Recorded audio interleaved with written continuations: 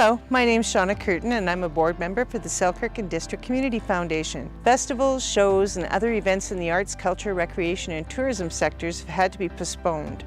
And it is this absence that has made people appreciate how important they are for a healthy community. But just because they had to postpone physical events doesn't mean that these organizations just waited around for brighter days ahead. They took initiative and they tried to find new ways where people could celebrate or find some joy during the pandemic. While we wished we could have talked to everyone, we sat down with 4 organizations that had to adapt to a changing world and how they had to rethink the way they do things and how they're providing a much-needed escape from the crazy times we live in.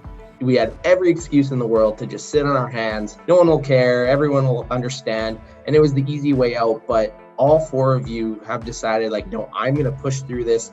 We're going to provide this service and be like that beacon of light for something that is obviously not going people's ways. Typically, we have dozens and dozens of volunteers that get involved.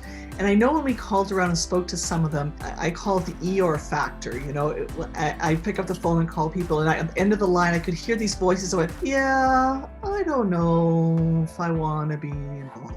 You know, and there was a little bit of fear, right? If I step out, if I do anything, if I catch something, right? And I think the trick there was just to find ways that people could get engaged. Once that registered with folks, they said, yeah, you're right. What can I do? It doesn't take much, right? For people to want to be involved, they want to. And I think people were just a little nervous there, right? There's that idea of like thinking outside the box. Like heritage committees typically aren't focusing on developing online apps, right? People are quite concerned about getting involved with other people in larger groups and so on. This is an opportunity that they now can visit a lot of these heritage sites and have an experience there from the safety of their car. And like the fort, building an ice hockey rink, I'm going to assume they probably didn't have ice hockey rinks back in the 1850s. We always want to tie something into history when we do something that we do, right? We want to bring it back to the fort so people understand there's something there, or the history of the area. They use the ice a lot in the winter, the river, and they played a lot of tournaments of skating, and they had ringette, and they had things like that. And we can't do things that we normally do. So what's something that people can still do safely outside that is going to be getting them out when we've been stuck inside and we haven't been doing a lot of physical activity, but it's still going to be getting them to enjoy the beauty of the site and learning the history. And now I think more than ever, we're realizing, wow, I can work remotely. So why don't I pick my community? Where do you want to put down roots?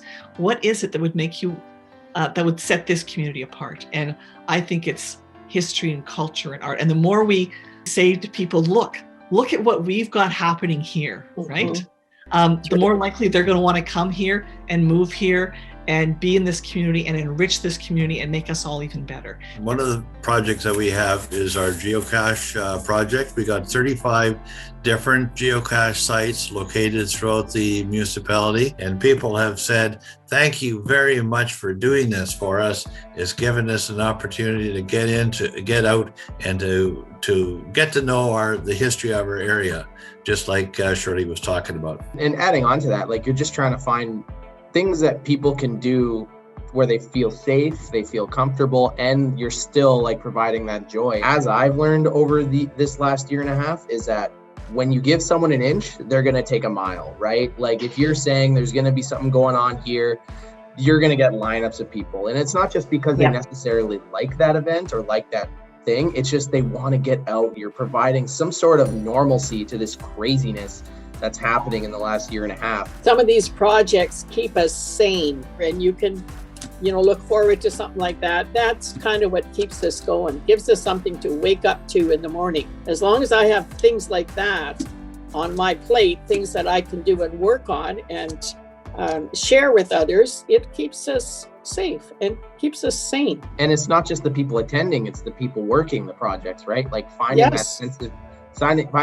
of community. It gave us all something to do the art, like to do some research on these endangered animals and then to actually try and paint them. It gave us something to think about and something to work on when we were closed in. This kind of area is, in my mind, the most important thing that can really bring a community together But it also is weird that it's usually the first one that's cut in budgets because it's not deemed essential, right? Like by the dictionary definition of it. When you really talk to people, it's these recreation organizations and these events that happen and these tourism projects that really make a community, right? And really brings everyone together. Every community has roads, every community has buildings, every community has sewers. And I think what really differentiates a community is its culture and its history and its art and its creativity. If there was ever a time that the community needed us, it was this year.